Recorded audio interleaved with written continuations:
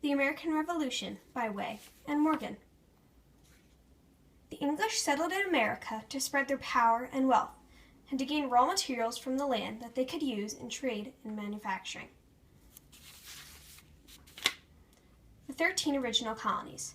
The 13 colonies were establishments set up by the British along the east coast of America, spreading from Maine to Georgia. Each colony was relatively the same except for the items they would ship to England, trade with other countries, their economics, and their religions. The Navigation Acts of 1651. The Navigation Acts were laws set up by Britain that meant that the colonies were only allowed to trade with England, and all their goods were owned by the British. French and Indian War and English debt. The French and Indian War, or the 7 Years' War, was a war between British America and New France. Each side was supported by their home countries, and the Native Americans supported each troops. The winner in the end turned out to be the British, leading to the expansion of control, but also a great deal of debt. King George III. King George III was the second longest ruling king of England, but was a hated one in the colonies. He created the Stamp Act and was ruler through the Revolutionary War.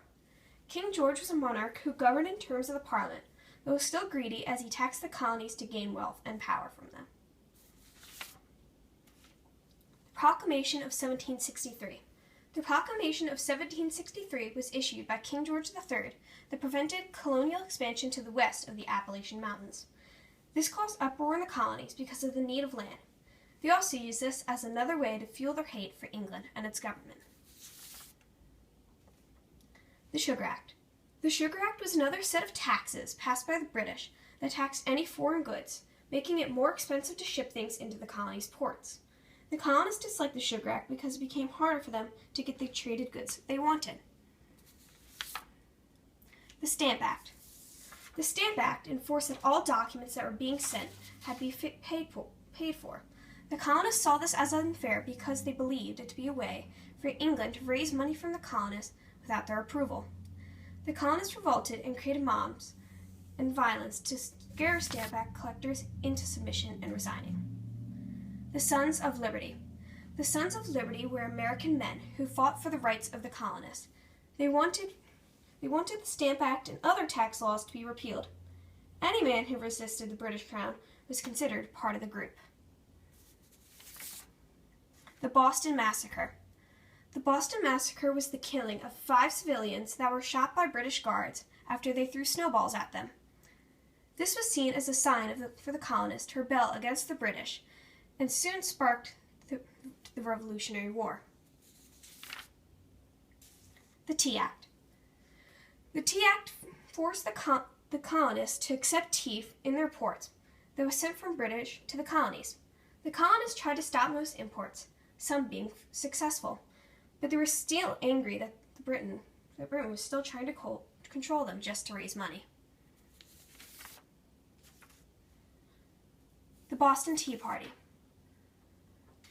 The Boston Tea Party was thrown by the Sons of Liberty and other citizens.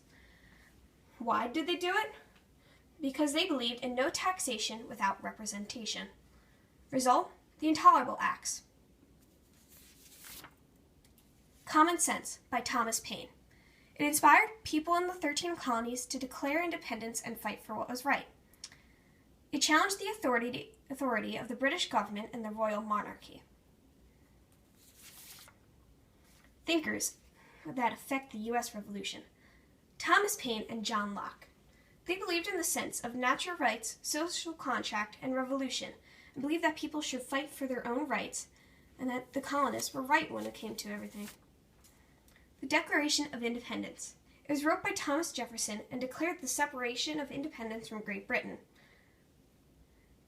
It had 4 different things that made it the Declaration of Independence.